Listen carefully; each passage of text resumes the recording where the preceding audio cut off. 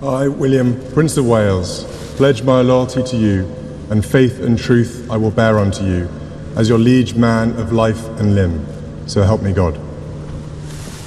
There is a question that nobody inside Buckingham Palace will answer directly, and the longer they avoid it, the louder it gets. Is King Charles quietly preparing to hand more and more of the monarchy over to his son? Not abdication.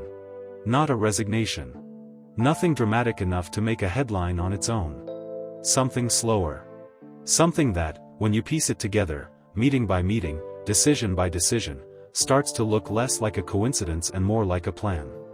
Over the past 2 years, since Charles's cancer diagnosis became public, something has been shifting inside the royal household. William's role has expanded. His access has widened.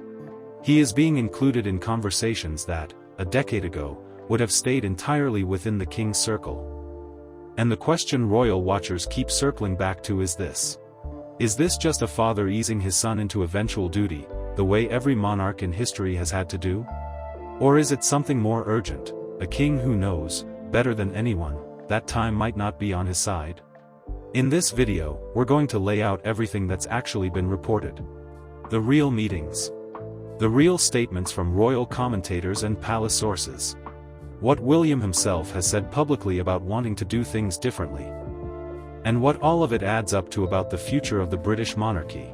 Stay with me, because by the end, you'll understand exactly why people are asking this question, and why the palace is being so careful about how it answers it. Let's start with the moment that changed everything. January 2024. Buckingham Palace announces that King Charles will undergo treatment for an enlarged prostate. A routine procedure, by all accounts. The kind of health update that barely makes the news cycle before it's forgotten. Except days later, the palace returns with a second announcement. One that nobody was prepared for. During the prostate procedure, doctors had identified a separate issue. Charles was diagnosed with cancer. The specific type was never disclosed. But the impact was immediate and impossible to overstate. A 75-year-old monarch, barely a year into his reign, suddenly facing a health battle in full public view. Charles paused a number of his public duties to begin treatment. And in the vacuum that followed, something had to give. Someone had to step forward and keep the institution moving. That someone was William. Royal commentator Richard Fitzwilliams has described what happened next in stark terms. He noted that William had, in his words, laid down the markers for his apprenticeship before becoming king, with priority and privacy for his family established early, but also a clear willingness to absorb more responsibility the moment his father needed him to. And here's where it gets interesting. Because this wasn't just William picking up a few extra ribbon cuttings while his dad recovered. According to royal expert Hilary Fordwich, what's been happening behind the scenes is far more structural than that. Fordwich has said that much of what the public doesn't see front and center is actually critical in molding the monarchy's future image, work being done specifically by William, to keep the institution relevant for a new generation. She's described him as quietly attempting to modernize the monarchy itself. Not waiting for the crown to do it. Starting now. Think about what that means. This isn't a prince killing time until his moment arrives. This is a future king actively reshaping the institution he's going to inherit, while the current king is still very much on the throne. So naturally, the question becomes, how does Charles feel about that? And this is where the reporting gets genuinely fascinating, because it suggests the relationship between father and son isn't entirely without friction. According to Fordwich, Charles has, in her words, taken some umbrage over William's intense focus on his immediate family, his preference for prioritizing Catherine and his children over the kind of globe-trotting statesman role Charles himself spent decades building. The king reportedly wishes his son would lean more heavily into becoming a global figure on the world stage, the way Charles did for most of his life as Prince of Wales. William, meanwhile, has been remarkably candid about wanting to break from that model entirely. In an interview for Apple TV+, William said directly that he doesn't want to make, in his words, the same mistakes as his parents. He's spoken about trying to do things differently, about creating, in his own words, an atmosphere at home built on warmth, safety, security, and love. Not duty performed at the expense of family. Duty alongside family. That's a notably different philosophy than the one Charles grew up with, and arguably a different philosophy than the one Charles himself practiced for much of his adult life. So you have two men, father and son, king and heir, who appear to agree that William's role is expanding, but who may not fully agree on what shape that role should take once the crown eventually passes. Now let's talk about timing. Because timing is where this story gets genuinely urgent. In April of 2026, while Charles was preparing for a state visit to the United States, multiple royal sources reported that William had begun arranging a series of private meetings with key figures connected to the monarchy's future, described by sources as strategic, forward-looking conversations about what comes next. Royal commentator Rob Shooter, writing on his Substack, made a pointed observation about the timing of all this. He suggested it wasn't accidental that William chose to deepen these conversations specifically during the window when his father was out of the country. One source close to the situation put it plainly: William is using that window to convene key figures privately, on his own terms. Read between the lines on that for a second. William isn't simply waiting his turn. He's actively building the relationships and groundwork he'll need, and he appears to be doing it deliberately during moments when he has more room to operate independently. Is that disloyal? Most royal commentators would say absolutely not. It's described, almost universally, as smart. Necessary. Exactly what a future king should be doing, given the uncertainty hanging over his father's health. But it does tell you something important. William is not waiting for the crown to be placed in his hands one day with no preparation. He is actively, deliberately building toward it right now. So where does that leave Charles? Is he resisting this shift, or actively enabling it? The most direct answer we have comes from royal biographer Robert Jobson, who has spoken extensively about Charles's own intentions. Jobson has stated clearly that Charles intends to continue carrying out his duties as monarch for as long as his health allows, and that abdication, in the way some other European monarchs have chosen it, is simply not part of how Charles understands the role. He believes deeply in a sense of duty that doesn't end just because things get difficult. But Jobson has also been candid about the physical toll the role is taking. He's described witnessing Charles at public events appearing exhausted, at points, in his words, almost falling asleep while standing up. That's a striking image. A king, in his late 70s, fighting cancer, still showing up to every engagement his schedule demands, because stepping back entirely isn't something he's willing to consider. So if abdication is off the table, but the physical reality of Charles's health means he can't carry the full weight of the role indefinitely, what's actually happening is something quieter. Something the British Constitution has always allowed for, but that the public rarely sees in such real time. It's called expanding the regency framework in practice, without ever formally invoking it. Letting the heir absorb more and more of the practical, day-to-day functioning of the monarchy, while the sovereign remains the sovereign in title, in ceremony, and in final authority. That's precisely what multiple sources suggest has been happening. There's a detail from one of Charles's more recent appearances that captures this perfectly. While attending Royal Ascot, and during other public engagements throughout the summer of 2026, Charles has continued to show up despite the heat, despite ongoing treatment, despite the visible toll it's taking. He has refused to disappear from public view. But increasingly, William is positioned right alongside him, not as an observer, but as an active participant in decisions. Marie Claire reported, through palace sources, that William is being, in their words, eased into his future role, language that's been used repeatedly by royal commentators throughout this period. Not thrust into it. Not handed it suddenly. Eased into it. Gradually. Deliberately. With enough structure that if the moment ever came where Charles could no longer continue, the transition wouldn't catch the institution unprepared. One royal expert went further, stating plainly that William is, in their assessment, absolutely ready to step up and become king early if needed. That's a remarkable thing for a royal commentator to say about a sitting monarch's heir, while that monarch is still alive and still reigning. It tells you how seriously people close to the institution are taking the possibility that this transition could happen sooner than anyone publicly wants to admit. Now, let's talk about what William himself has said about his vision for kingship, because this is where his philosophy starts to look genuinely different from his father's. William has spoken about wanting a monarchy that feels more accessible, more approachable, He's been reported as planning to comprehensively audit the royal establishment once he becomes king, looking at costs, traditions, and structures that may no longer serve a modern institution. One specific example that's been widely reported: William is said to be considering a coronation that would look and feel markedly different from his father's. Charles's coronation in 2023 was already streamlined compared to his own mother's, trimmed down from the elaborate ceremony of 1953. But sources suggest William wants to go even further, a shorter, simpler service that reflects a more modern monarchy. He's also reportedly stepping away from certain ceremonial traditions already, even in his current role as Prince of Wales. Traditionally, senior royals are accompanied during engagements by their county's Lord Lieutenant, a ceremonial position with deep historical roots.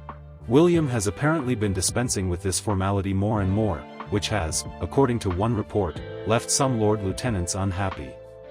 But it signals something important about how William sees his future role. Less pomp. Less ceremonial weight for its own sake. More direct, modern engagement with the public. This is the through line in almost everything reported about William's preparation for kingship. He isn't simply inheriting his father's approach and waiting to apply it. He's quietly building his own model, one shaped by his stated desire to prioritize family, modernize tradition, and avoid what he's openly called his parents' mistakes. Which brings us to Catherine. Because no conversation about William's expanding role is complete without acknowledging the woman standing beside him through all of it. Hilary Fordwich made a particularly striking observation about this.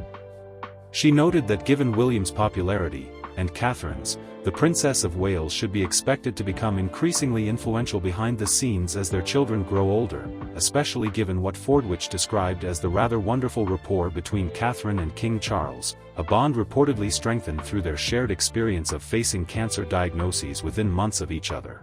That's an extraordinary detail when you sit with it. Two people, a king and his daughter-in-law, bonded not through tradition or duty, but through the very human experience of confronting the same terrifying diagnosis at nearly the same time. Charles's cancer was announced in February 2024. Kate's was revealed just months later, following her own abdominal surgery at the same private clinic where Charles had been treated. That shared experience appears to have changed the texture of their relationship entirely. And it may be part of why Catherine, more than anyone else in this story, seems positioned to become a stabilizing bridge between the king's generation and the one that's coming. Now here's something that takes this story to another level entirely. Because it's not just that William's role is expanding. According to one of the most respected royal biographers in Britain, the relationship between father and son carries a tension that goes well beyond ordinary family disagreement. Robert Jobson, who has covered the royal family for over 3 decades, wrote an entire book examining exactly this dynamic. It's called The Windsor Legacy. And in it, he doesn't pull punches. Jobson wrote that William and his father generally work well together these days. He said the king happily consults him and largely trusts him to do what is right. That's the public-facing version. The reassuring version. But then Jobson adds something far more revealing. He writes that there is often an underlying tension between them. What kind of tension? According to people who've worked inside the household, William can be, in Jobson's words, occasionally difficult to handle. There's reportedly a particular incident palace staff still remember clearly, a moment when William was over-assertive with his father, over a matter Jobson says the prince had completely misinterpreted. William, by every account, remains composed in public. Always has. But behind palace walls, insiders describe a much more complicated temperament. And it goes further still. Jobson's reporting suggests that William's own court, the staff and advisors who work directly for him, and Charles's court, operating out of Clarence House, aren't always functioning as one unified team. There are reports of real friction between the two camps. And Jobson has specifically warned that William's team has, at times, been dangerously too loud about what will happen once William becomes king, talking publicly, or at least too freely, about a future that hasn't arrived yet, while Charles is still very much on the throne. That's a significant claim from someone with 35 years inside royal reporting. It suggests this isn't simply a smooth, harmonious handover happening in the background. It's a transition with real edges to it. Real disagreements. Real moments of two strong-willed men, a king who built his entire identity around duty performed exactly one way, and a future king determined to do it differently, pushing up against each other. There's one more detail from Jobson's reporting that's worth sitting with. He noted that since his cancer diagnosis, those who've worked closely with Charles for years have noticed something change in him. Staff who once experienced him as somewhat cold have watched him become noticeably more emotional. More human, in a sense. Facing his own mortality appears to have softened something in him, even as the practical business of preparing his son for the throne continues underneath it all. So if there's tension between William and Charles, who's been holding the whole structure together? According to Jobson, the answer is clear, and it isn't either of the two men at the center of this story. It's Catherine. Jobson has said directly that Kate's strong support for William, combined with her own leadership instincts, has been crucial in steadying the monarchy's direction. In his words, she's the glue, really. He's described her as more level-headed and more confident than William himself, someone who offers him a stable, loving foundation that lets him handle an increasingly demanding public role without it consuming him entirely. That description lines up with everything else we've covered. A future king determined to lead differently than his father, more family-focused, more willing to question tradition, standing beside a wife who, by every account, provides exactly the grounding that makes that vision possible. And there's a specific philosophy behind all of this that Jobson has reported in detail. William has spoken, in his own words, about wanting what he calls royalty with a small r. A more accessible, more relatable monarchy. Jobson reports that William envisions a royal household roughly half the size it is today, a dramatically leaner institution than the one he set to inherit. Naturally, that vision has made some traditionalists within the palace nervous. Cutting an institution in half isn't a small adjustment. It would mean fewer staff, fewer ceremonial roles, a fundamentally different shape to how the monarchy operates day to day. But it's consistent with everything William has said publicly about not wanting to repeat his parents' mistakes, and about building something that feels relevant to a country that looks very different than it did when his grandmother first took the throne.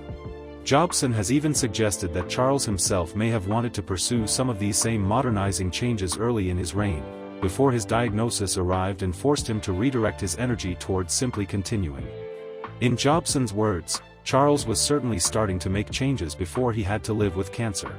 Which raises an interesting possibility.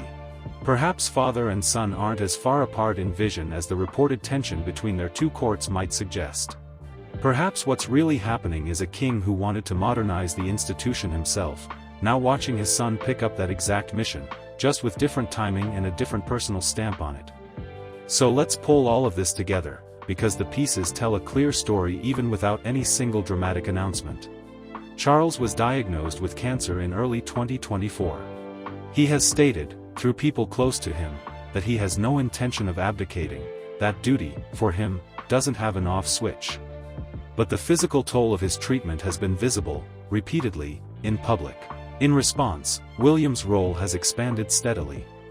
Not through any single formal declaration, but through accumulated decisions, more responsibility, more high-level conversations, more visible partnership in moments that matter. Commentators have used the phrase being eased into his future role again and again, because that's precisely what the pattern looks like. William, for his part, has made clear, in interviews, in his own words, that he intends to lead differently than his father did. More family-centered. More modern. Willing to question and even dismantle traditions that no longer serve the institution. And Charles, despite reportedly feeling some friction over his son's choices, has continued allowing that expansion to happen. Whether out of necessity, trust, or simple recognition that the institution needs to be ready for whatever comes, the access keeps widening. None of this means a transition is imminent. Charles has resumed a full schedule after his treatment showed positive results, and by every indication, he intends to remain on the throne for as long as he physically can. That's not speculation, that's what people closest to him have said directly, on the record. But it also means that, quietly, without ceremony, without a single dramatic headline, the foundation for William's eventual reign is already being built. Piece by piece. Meeting by meeting. Year by year. The British monarchy has survived for over 1,000 years specifically because it doesn't wait for a crisis to plan for what comes next. It prepares continuously, even when nobody outside the palace walls can see it happening. What we're witnessing right now, in real time, might just be exactly that. Not a secret. Not a hidden document signed behind closed doors. Just the slow, careful, very human process of one generation preparing to hand the weight of an entire institution to the next, while trying, as best they can, to do it with love, with disagreement, and ultimately, with unity. If this video helped you understand what's actually happening behind the headlines, hit the like button. It genuinely helps more people find content like this. And if you want every update on the royal family as it actually unfolds, subscribe now. Next time, we're going deep on Catherine's own journey, from her cancer diagnosis and her quiet return to public life, to what royal insiders say about her growing influence at the very center of this family's future. That one's coming soon. I'll see you there.